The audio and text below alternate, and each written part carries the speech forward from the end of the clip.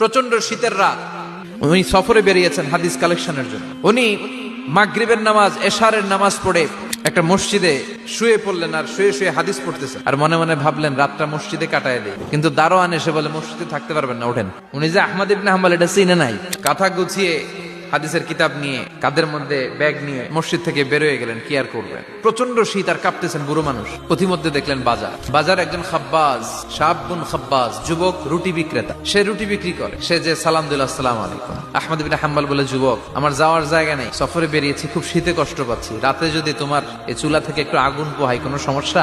যুবক বলে, না না, সমস্যা না, আহলান ওয়া সাহলান, ঘোষ আমদেদ, আসেন আসেন, আপনি আগুন পোহাইলে আমার সমস্যা কি? আল্লাহ শুকরিয়া করে উনি বসলেন আর আগুন পোহাচ্ছেন। আর খেয়াল করলেন যুবক রুটি বানায় আর পরে আস্তাগফিরুল্লাহ, রুটির দলা বানায় পরে আস্তাগফিরুল্লাহ, খামির বানায় আর পরে আস্তাগফিরুল্লাহ, খালি এইটাই পড়তেছে। ইমাম আহমদ ইবনে হাম্বল তো অবাক, কিরে এটা আবার কেমন যুবক, খালি আস্তাগফিরুল্লাহ। উনি প্রশ্ন করলেন, যুবক, ঘটনা কি? আসার পর থেকেই তোমার দেখতেছি তুমি রুটি বানাও, রুটি বিক্রি করো আর পড়ো আস্তাগফিরুল্লাহ।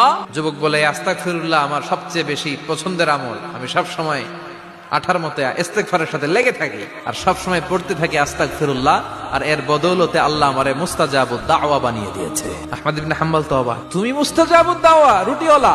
আমি এত বছর হাদিস পড়াই, আমিও তো মুস্তাজাবুদ দাওয়া না, তুমি দোয়া করলে সব কবুল হয়ে যায়? যুবক বলে, না, আনা মুস্তাজাবুদ দাওয়া, আমি আমার জীবনে যত দোয়া করেছি কবুল করে নিয়েছে কে? সব দোয়া কবুল করে নিয়েছে আল্লাহ, একটা দোয়া ছাড়া। কি সেই দোয়া? যুবক এবার বলতে শুরু করলো, আমার জীবনে যে দোয়াটা আল্লাহ কবুল করে নাই সেটা হচ্ছে আমি আল্লাহর কাছে অনেক চেয়েছি, অনেক দোয়া করেছি যে আল্লাহ, শুনেছি এই জামানার সবচেয়ে বড় মুহাদ্দিস, তার নাম নাকি ইমাম আহমদ ইবনে হাম্বল, আল্লাহ তোমার কাছে আমার চাওয়া আমি যেন এই ইমাম আহমদ ইবনে হাম্বলরে দেখে মরতে পারি। আহমদ ইবনে হাম্বল আবেগপ্রবণ হয়ে গেলেন, চোখের পানি ছেড়ে দিলেন, বললেন, যুবক, তোমার এই দোয়াটাও কবুল হয়ে গিয়েছে, আহমদ ইবনে হাম্বল তোমার দরবারে ছুটে এসেছে।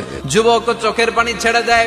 যুবক চিৎকার মেরে ইমাম আহমদ ইবনে হাম্বলকে জড়িয়ে ধরে, হাতে হাত রেখে মুসাফা করে, কপালের মধ্যে চুমু খায় আর আল্লাহর শুকরিয়া করে বলে, ও ইমাম, আসলে এই দোয়াটাও আল্লাহ আজকে কবুল করে নিল।